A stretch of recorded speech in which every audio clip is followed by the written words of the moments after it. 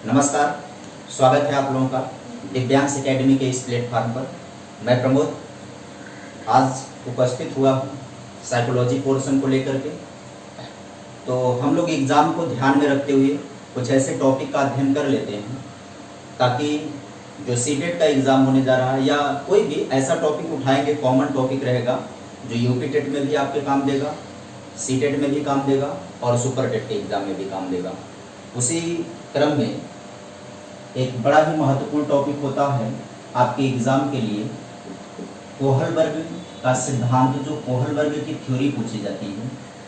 Kohlberg सिद्धांत आपको पता है कि यहाँ से 1 नंबर जरूर पूछा जाता है, चाहे वो सीटेट का एग्ज़ाम हो, चाहे यूपी टेट का एग्ज़ाम हो, चाहे फिर वो सुपर टेट का एग्ज़ाम हो।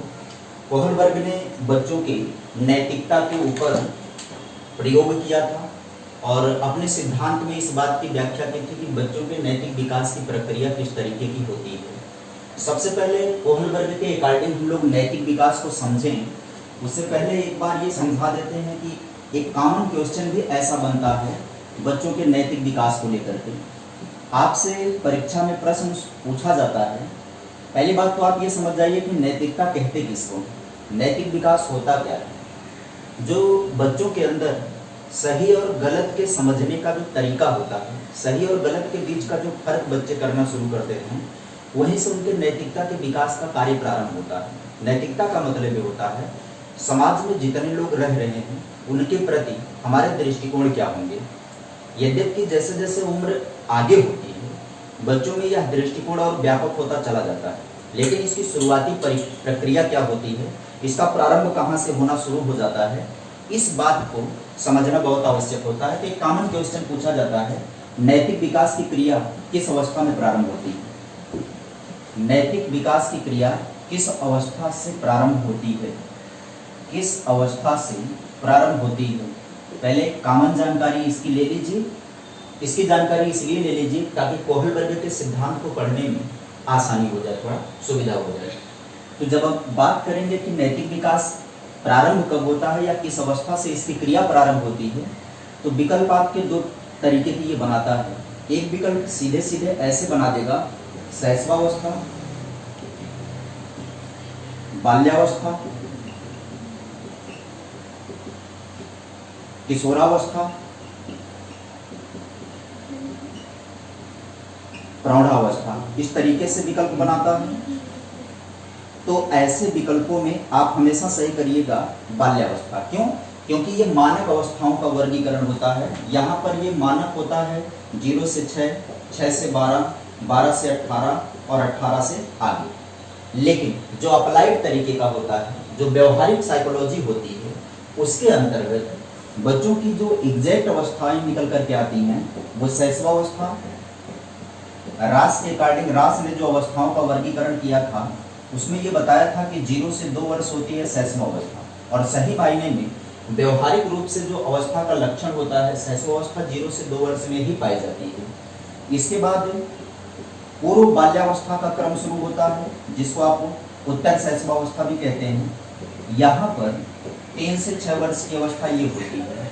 तो जब बच्चे के सामाजिक विकास और नैतिक विकास के संदर्भ में कभी भी प्रश्न आपसे पूछे तो यहीं पर इन प्रक्रियाओं का प्रारंभ होता है।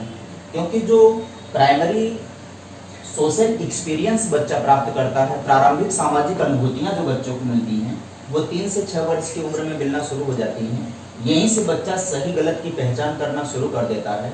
तो इट मीन्स हम कह सकते हैं कि बच्चों के नैतिक विकास की प्रक्रिया पूर्व बाल्यावस्था से प्रारंभ हो जाती है। लेकिन जब विकल्प ऐसा बना देगा तब आपको सीधे सीधे बाल्यावस्था में प्रवेश करना होगा। फिर इसके बाद जैसे जैसे बालक की उम्र आगे बढ़ेगी उसके नैतिकता का विकास और होता चला जाएगा, उसकी भावभूमि और विस्तृत होती चली जाएगी। इसी क्रम में कोहलबर्ग की थ्योरी आती है। कोहलबर्ग ने अत्यधिक स्पष्ट तरीके से बच्चों के नैतिक विकास को समझाने का कार्य किया था। क्योंकि जब हम मानक अवस्थाओं के अकॉर्डिंग शैशवावस्था, बाल्यावस्था और किशोरावस्था के अकॉर्डिंग जब हम नैतिक विकास को पढ़ते हैं तो सारी बातें निकल करके सामने नहीं आ पाती हैं। इसलिए कोहलबर्ग के थ्योरी को पढ़ना बहुत आवश्यक होता है। बड़ा सटीक विश्लेषण कोहलबर्ग ने किया था। कैसे किया था हम लोग इस बात को समझ लेते हैं। कोहलबर्ग ने बच्चों में नैतिक विकास को समझने के लिए 4 उम्र से लेकर के 14 वर्ष तक के बच्चों को इकट्ठा किया। 4 वर्ष की अवस्था से लेकर के 14 वर्ष तक की अवस्था तक के बच्चे कोहलबर्ग के सामने बैठे। कोहलबर्ग ने बच्चों को कहानियां सुनाई, ऐसी कहानियां सुनाई जिसमें तमाम नैतिक उलझने थी, तमाम नैतिक समस्याएं बच्चों के सामने रखी कहानी के माध्यम से। और कहानी सुनाने के बाद उसी कहानी से संबंधित प्रश्न पूछे गए, जिस प्रश्न का उत्तर बच्चों को अपने मानसिक क्षमता के अकॉर्डिंग, अपने नैतिक समझ के अकॉर्डिंग देना था। उन्हीं प्राप्त उत्तरों के आधार पर कोहलबर्ग ने बच्चों के नैतिक विकास की अवस्थाओं का वर्गीकरण किया था। कुल मिलाजुला करके कहें, नैतिक स्तरों का वर्गीकरण किया था। तो कहानी कैसे पूछी गई, क्या उसकी भूमिका रही, इसको मैं आपके सामने समझा देता हूँ। कहानी जो उसमें से कई कहानियाँ सुनाई गई, उन कहानियों में से जो सबसे प्रचलित कहानी है वो कुछ ऐसी थी कि यूरोप में एक महिला बीमार थी। उसके पति के पास दवा के लिए पैसे नहीं थे। उसके पति का नाम हिंज था या हाइंज, कहीं कहीं लिखा मिलेगा। ये सीटेट के एग्जाम में यही नाम प्रयोग करके एक क्वेश्चन सीधा सीधा कहानी से ही पूछा गया था। तो आप नाम को ध्यान में रखिएगा। उस व्यक्ति का नाम, जिसकी पत्नी बीमार थी, उसका नाम हिंज था, या इसी को हाइंज भी लिखा मिलता है। हिंज की पत्नी बीमार थी। हिंज के पास दवा कराने के पैसे नहीं थे। ऐसा माना जाता है कि उसको एक प्रकार का कैंसर था, और कैंसर के इलाज के लिए उस समय यूरोप में उन्हीं के एक वैज्ञानिक ने एक रेडियम नामक धातु का आविष्कार किया था, जो कैंसर के इलाज में प्रयोग में लाया जाता था। उसे यही रेडियम की जरूरत थी उस महिला की जान बचाने के लिए। लेकिन समस्या क्या थी कि रेडियम को उसके लागत मूल्य से 10 गुने अधिक पर बेचा जा रहा था, यानी कि जितने में उसका निर्माण होता उससे ज़्यादा पैसा उससे लिया जाता। हिंज बहुत प्रयत्न करता है, लेकिन पैसों की व्यवस्था नहीं हो पाती। वह पैसों को इकट्ठा करने के क्रम में अपने सगे संबंधियों से भी मिलता है, लेकिन टोटल प्रयत्नों के बाद भी हिंज के पास इतना पर्याप्त पैसा नहीं आ पाया कि वो दवा खरीद सके और अपनी पत्नी का इलाज कर सके। मजबूरन जब हिंज परेशान हो गया तो पत्नी की जान बचानी उसके लिए आवश्यक थी। इसलिए वो रात के समय दुकान को तोड़ करके रेडियम को चुरा लेता है, यानी कि दवा को चुरा लेता है, और उससे अपनी पत्नी की जान बचा लेता है। इस कहानी को सुनाए जाने के बाद कोहलबर्ग ने बच्चों से कुछ प्रश्न पूछे और बच्चों को इसका उत्तर देना था। प्रश्न कैसे पूछे गए? प्रश्न ये था कि क्या चोरी करना सही है? अपने अपने समझ के अकॉर्डिंग बच्चों ने उत्तर दिया। दूसरा प्रश्न पूछा कि क्या एक पति का यही कर्तव्य है कि वह अपनी पत्नी के लिए दवा चोरी करके लाए? क्या किसी दवा विक्रेता को अधिकार है कि वह दवा को अधिक दाम में बेचे? ऐसे तमाम प्रश्न कहानी से संबंधित बच्चों से पूछे गए। अब बच्चों ने जो उत्तर दिया, क्योंकि अवस्थाएं कितनी थी, 4 वर्ष से लेकर के 14 वर्ष तक के बच्चे उसके सामने तमाम बैठे थे, तो कोहलबर्ग ने पाया कि अलग अलग उम्र के बच्चों के द्वारा अलग अलग तरीके का आंसर प्राप्त हो रहा है, उत्तर प्राप्त हो रहा है। उन उत्तरों के आधार पर टोटल निष्कर्ष निकालता है कोहलबर्ग और नैतिक स्तरों का वर्गीकरण कर देता है। कोहलबर्ग ने इस कहानी से जो उत्तर प्राप्त हुए, उन उत्तरों के आधार पर व्यापक अध्ययन किया, और अध्ययन के पश्चात उसने नैतिकता के स्तर को डिवाइड किया। तो सबसे पहले उसने समझाया, मुख्य रूप से 3 स्तर उसने बताए। पूर्व परंपरागत स्तर, जिसको प्री कन्वेंशन बोला जाता है, पूर्व परंपरागत स्तर। दूसरा इसने समझाया परंपरागत, कन्वेंशन, परंपरागत स्तर, और अंतिम इसने समझाया उत्तर परंपरागत, उत्तर परंपरागत स्तर। मुख्य रूप से ये 3 स्तरों का इसने वर्गीकरण कर दिया। परंपरागत, पूर्व परंपरागत स्तर का मतलब ये है कि जैसे बच्चों का आंसर किसी रीति रिवाज और परंपरा से बंधा हुआ ना हो, यानी कि रीति रिवाज और परंपरा से पहले, यानी कि अत्यंत घिसी पिटी बातें जब बच्चे अपनी नैतिकता में प्रदर्शित करें तो उसकी बात हो जाएगी पूर्व परंपरागत स्तर। ये सबसे निम्नतम स्तर होता है नैतिकता का। परंपरागत स्तर में फिर से उन्होंने 2 डिवाइड किया, और उत्तर परंपरागत में फिर से उन्होंने 2 बताया। कहीं कहीं आपको किसी एक में 3 अवस्थाओं का वर्गीकरण भी देखने को मिल सकता है। 3 स्तर किसी में मिल सकता है। मुख्य रूप से 3 स्तर उसने समझाए हैं और प्रत्येक स्तरों के 2-2 उपस्तर समझाए हैं। इस प्रकार कुल उपस्तरों की संख्या हो जाती है 6। लेकिन जब आपसे परीक्षा में क्वेश्चन पूछा जाता है कि कोहल वर्ग ने कितने नैतिक स्तरों का वर्गीकरण किया था, तो ये सीटेट में एग्जाम सही हो चुका है 5 स्तर। समझाएंगे कि 5 क्यों सही हो जाता है। इसमें से एक ऐसा उपस्तर है जिसको लगभग सेम माना जाता है। तो कुछ विद्वान जो बाद में आए कोहल वर्ग के पश्चात नैतिकता पर अध्ययन किया, तो उन्होंने कोहल वर्ग की आलोचना की और आलोचना के पश्चात कोहल वर्ग के जो उप स्तर हैं उन उप स्तरों में टोटल मान्य उप स्तर स्वीकार करते हैं वो लोग 5, और इसी के अकॉर्डिंग सीटेट में ये बात सही हुई है। आइए समझ लेते हैं कि पूर्व परंपरागत स्तर में कौन सा उप स्तर समझाया और किस उप स्तर में क्या बातें होती हैं। तो जो पहला उप स्तर होता है पूर्व परंपरागत, इसमें इसने आज्ञा एवं दंड की अवस्था को बताया और अहंकार की अवस्था बताया। पहला इसने बताया आज्ञा एवं दंड की अवस्था,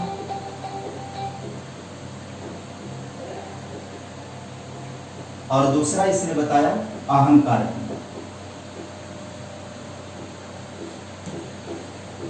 एक एक को समझते चलते हैं। बहुत छोटा टॉपिक है, बहुत इजी है। एक बार मस्तिष्क में बैठ गया तो फिर ये कभी भूलेगा नहीं और 1 नंबर हमेशा सही होता रहेगा। पूर्व परंपरागत स्तर में जब बच्चों की नैतिकता को समझाया तो इसने 2 अवस्थाएं बांट दी। आज्ञा एवं दंड की अवस्था को समझाया और अहंकार की अवस्था को। जो सबसे कम उम्र के बच्चे होते हैं, मतलब 4 वर्ष से लेकर के 6 वर्ष तक की अवस्था का कह सकते हैं, इसमें कहा कि जो बच्चों की नैतिकता होती है वो पूरी तरीके से आज्ञा एवं दंड पर आधारित होती है। यानी कि बच्चे उस बात को अपनी नैतिकता मानते हैं जिससे वो डरते हैं। जैसे यदि चोरी करना और झूठ बोलना, इससे बच्चे डर रहे हैं कि बड़ों के द्वारा हम पीटे जाएंगे, दंडित किए जाएंगे, तब चोरी करने, गाली देने, झूठ बोलने को अनैतिक कार्य मानेंगे वो, तो उनकी नैतिकता इसी प्रकार डेवलप हो जाएगी। लेकिन यदि कोई बच्चा गाली दे रहा है और उसको गाली देने पर दंड नहीं मिल रहा है, बड़ों के द्वारा उस पर डांट फटकार नहीं मिल रही है, तो बच्चा उस कार्य को अनैतिक कभी नहीं मानेगा। उसको वो नॉर्मल क्रिया मान करके वही करने लगेगा, बच्चे की वही नैतिकता हो जाती है। कुल मिला करके दंड की अवस्था ये होती है, डरता है जिस कार्य से वह डरेगा उस कार्य को अनैतिक मानेगा, और जिससे नहीं डरेगा उसको नैतिक मानेगा। आज्ञा की बात जब करते हैं तो उनका मानना है, बच्चों का ये मानना होता है कि बड़ों के आज्ञा का पालन करना उनके लिए नैतिक कार्य होता है। ये स्वाभाविक प्रक्रिया उनकी होती है कि वो बच्चे जो होते हैं वो बड़ों की आज्ञा का पालन करते हैं। इसलिए बड़ों की आज्ञा का पालन करते हैं क्योंकि उनको डर होता है कि यदि उनकी आज्ञा का पालन नहीं करेंगे तो वो उन्हें दंडित करेंगे।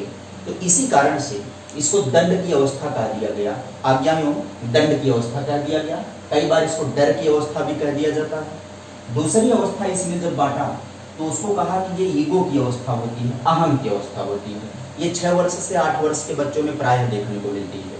एग्जैक्टली बाल्यावस्था में जब बच्चा प्रवेश कर जाता है तो उसमें ईगो का भाव आ ही जाता है। ईगो का मतलब उस तरीके का नहीं, यहाँ पर बात की जा रही है कि मैं ही हूँ, मैं ऐसा कर सकता हूँ, ये वाली बात नहीं। समझिए क्या है अहंकार, किसको कह रहा है। यहाँ अहंकार या ईगो की भावना की बात करेंगे। इस अवस्था में होता क्या है कि जिस कार्य को करने से बच्चे को लाभ होता नजर आएगा वह उसी कार्य को नैतिक मानेगा।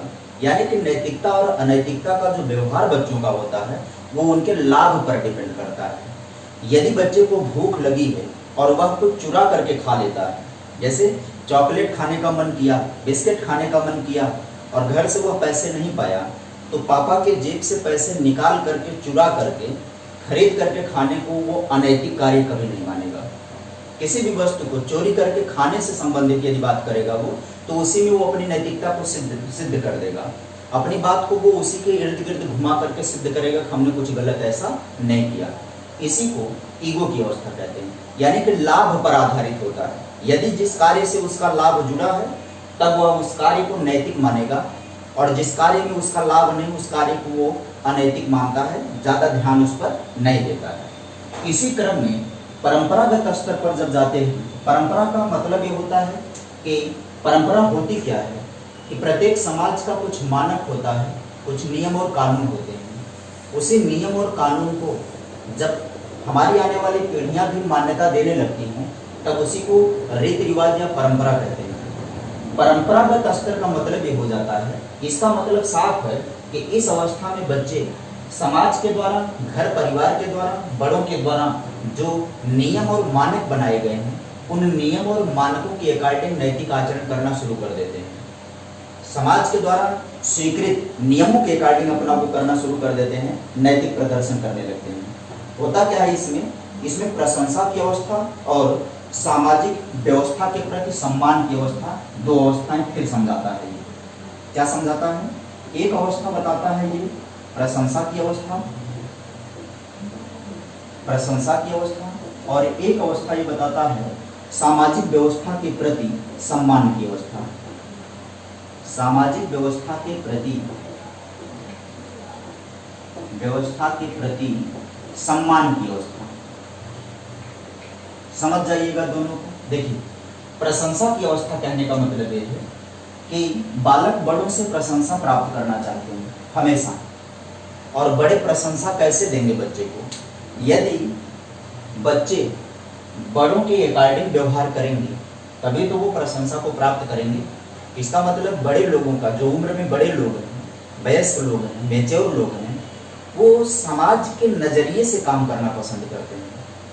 समाज के नज़रिए से जब काम करना पसंद करेंगे तो बच्चे से वही व्यवहार वो चाहेंगे जो सामाजिक नज़रिए से बेहतर हो।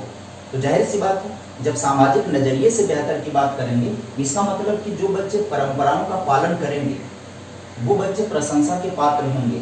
इसमें दो अवस्था क्यों बढ़ जाती है? क्योंकि जो इसमें कम उम्र के बच्चे होते हैं, 8 से 10 वर्ष के जो बच्चे होते हैं, वो केवल प्रशंसा प्राप्त करने के लिए रीति रिवाज और परंपरा को मानते हैं। इसलिए प्रशंसा जिस कार्य पर उनको मिलेगी उस कार्य को वो नैतिक मानेंगे। प्रशंसा नहीं प्राप्त हुई तो उस कार्य को वो नैतिक नहीं मान सकते हैं। लेकिन जब 10 वर्ष से आगे बच्चा उम्र में चला जाता है, 11 वर्ष 12 वर्ष की अवस्था में जब वो चला जाता है, तब वह सामाजिक व्यवस्था को समझने लगता है। उसमें इतनी अंडरस्टैंडिंग डेवलप हो जाती है कि वह सामाजिक व्यवस्थाओं को, नियमों कानूनों को समझने लगता है और उसे मानने लगता है। उसका सम्मान जागृत हो जाता है, समाज के नियमों और मान्यकों और व्यवस्थाओं के प्रति वह सम्मान प्रदर्शित करने लगता है। इसलिए जो सामाजिक व्यवस्था से बाहर का आचरण होगा, बाहर की जो व्यवस्था होगी, उस पर वो ध्यान नहीं देंगे और वैसा आचरण बिल्कुल नहीं करेंगे। देखिए, प्रशंसा की अवस्था का मतलब कि जैसे कहा जाए कि यदि किसी बच्चे से कहा जाए, यदि बेटा आप हमेशा सत्य बोलोगे तो आपके माता पिता को इस बात से प्रसन्नता मिलेगी। तो जब माता पिता को प्रसन्नता मिलेगी तो जाहिर सी बात है कि बच्चा अपने आप को गौरवशाली महसूस करेगा। ये भावना जो बच्चे की होती है, वो प्रशंसा की अवस्था के कारण वो नैतिक आचरण वही करता है जिससे माता पिता और उसके इर्द गिर्द के बड़े लोग प्रसन्न होते हैं। ऐसे व्यवहार करने से बचता है बच्चा जिससे बड़े लोग कुंठित होते हो, नाराज होते हैं। यहीं से प्रश्न बनता है कि अच्छा लड़का, अच्छी लड़की किस नैतिक उपस्तर से संबंधित होते हैं? तो यहीं से संबंधित होते हैं। जहाँ कहीं प्रशंसा का, यहाँ से अप्लाइड क्वेश्चन पूछे जाते हैं। अप्लाइड क्वेश्चन पूछे जाते हैं तो कैसे? जैसे ये कहते कि गणित का अध्यापक अपने बच्चों को पढ़ाते समय एक बच्चे को कहता है कि शाबाश बेटा, तुमने बहुत अच्छा मार्क प्राप्त किया, आगे भी ऐसा करोगे तो तुम्हारे माता पिता प्रसन्नचित होंगे, अध्यापक तुम्हारे खुश होंगे। तो उस बालक के अंदर वह किस नैतिकता को चाह रहा है, या उस बालक के अंदर उसके बातों से प्रेरित नैतिकता कौन सी होगी? तो वो प्रशंसा की अवस्था की नैतिकता होगी, अच्छा लड़का और अच्छी लड़की से संबंधित। यही में जब उम्र में आगे बढ़ता है थोड़ा सा वो, तो सामाजिक व्यवस्था के प्रति सम्मान का नजरिया उसके अंदर विकसित हो जाता है। सामाजिक व्यवस्था के प्रति सम्मान का नजरिया विकसित होने का मतलब ये है, अब इस अवस्था में बच्चा सामाजिक नियम कानून समझने लगता है। जब सामाजिक व्यवस्थाओं को वो समझने लगता है तब वो प्रयत्न करता है उसका जो नैतिक आचरण हो वो सामाजिक व्यवस्था के अनुरूप हो। सीधे सीधे स्वाभाविक रूप से समाज के प्रति उसका एक सार्थक नजरिया विकसित हो जाता है, तब उसका आचरण। तो ये दोनों बातें परंपरा से संबंधित हैं, इसलिए इसको परंपरागत अवस्था कहा गया। लेकिन उत्तर परंपरागत अवस्था में जब बच्चा वो पहुंचता है तो उत्तर परंपरागत अवस्था में दो अवस्था ये बताता है, कोहलबल। एक कहता है सामाजिक समझौते की अवस्था को समझाता है ये, सामाजिक समझौते की अवस्था, और एक अवस्था ये बताता है विवेक की अवस्था। और कोहलबर्ग ने यह भी समझा दिया है कि प्रायः विवेक की अवस्था तक पहुंच करके नैतिकता का आचरण करना बहुत कम लोगों को आता है। और ऐसा भी नहीं है कि जब हम उम्र में आगे बढ़ते हैं हमारी नैतिकता आगे बढ़ने लगती है। ऐसा नहीं है कि हमारे अंदर आज्ञा एवं दंड की अवस्था की नैतिकता नहीं है। ऐसा नहीं कि हम बड़े हो गए तो हमारे अंदर ईगो की अवस्था नहीं है। ऐसा नहीं है कि हम बड़े हो गए तो हम प्रशंसा की अवस्था का, नैतिकता का प्रदर्शन नहीं करते हैं। कोहलबर्ग कहता है कि किसी भी उम्र में बड़े हो जाने के बावजूद भी इसमें से हम किसी भी नैतिक आचरण का प्रदर्शन कर सकते हैं। ऐसा नहीं है कि हम उम्र में आगे बढ़ते रहें और हम नैतिकता में भी आगे बढ़ते रहें। ऐसे में तो सभी लोग विवेक की अवस्था का, नैतिकता का प्रदर्शन करेंगे। सोचो, अगर सभी लोग विवेक की अवस्था का, नैतिकता का प्रदर्शन करें, इसी प्रकार का नैतिक आचरण करें, तो समाज में कोई भी बुराई नहीं रह पाएगी। लेकिन है तमाम प्रकार की कुरीतियां हैं, तमाम प्रकार की ऐसी परंपराएं हैं जो हमारे समाज को विकसित होने में बाधा उत्पन्न करती हैं। इसी कारण से कि प्रत्येक लोगों के अंदर इनमें से पाई जाने वाली नैतिक आचरण में अलग अलग नैतिक आचरण लोग प्रदर्शित करते हैं। यदि हम एक ही व्यक्ति की बात करें तो एक ही व्यक्ति अलग अलग समय पर अलग अलग नैतिक आचरण का प्रदर्शन करता है। फिलहाल यहाँ पर हम लोग समझ लेते हैं कि उत्तर परंपरागत अवस्था में इसने कौन सी नैतिकता को समझाया। सामाजिक समझौते की अवस्था को पहला समझाता है। इसमें क्या बताता है? इसमें कहा कि बच्चा, जाहिर सी बात है कि अब थोड़ा सा और जानकार हो गया है, यानी जो अधिक उम्र के बच्चे हैं, 12 वर्ष से ऊपर के जो बच्चे निकल करके आते हैं, वो सामाजिक समझौते की अवस्था की नैतिकता का पालन करते हैं। उनका ये मानना होता है, बच्चों का, इस अवस्था के बच्चों का ये मानना होता है, जो सामाजिक समझौते के होते हैं, उनका मानना है कि समाज और उनके बीच एक प्रकार का समझौता हुआ है। ऐसा समझौता हुआ है, बालक ये मानता है कि समाज उनके हितों का संरक्षण कर रहा है। बालक ये मानता है कि समाज उसके हित का संरक्षण कर रहा है, इसलिए उसके बदले में वह बालक सामाजिक व्यवस्थाओं का अनुपालन करेगा। यदि बच्चे को लगे कि कोई समाज उसके हितों का संरक्षण नहीं कर पा रहा है, तब वह उस सामाजिक व्यवस्था और मानक को मानने के लिए विवश नहीं होगा। जैसे बच्चा कोई समाज के नियम और कानून से हट करके कोई काम करना चाह रहा है और उसे लगेगा कि समाज उसके हित के आगे आड़े आ रहा है, तब जरूरी नहीं है कि बच्चा उस सामाजिक नियम और व्यवस्था को माने।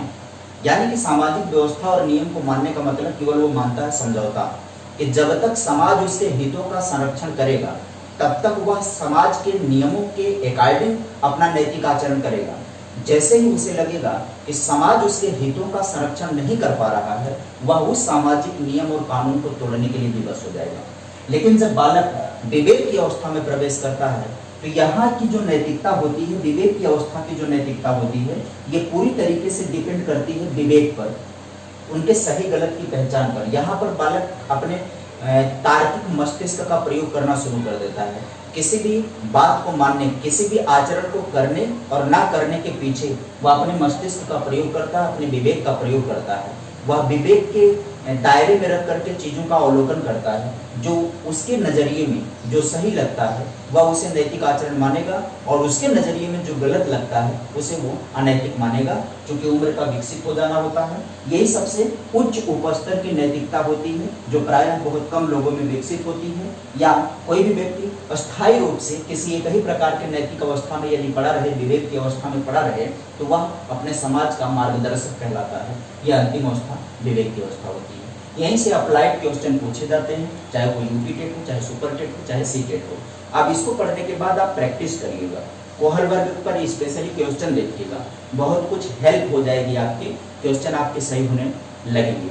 आज के लिए इतना ही, मिलेंगे अगले सेशन में किसी अन्य सिद्धांत को, छोटे टॉपिक को लेकर के। बहुत बहुत धन्यवाद।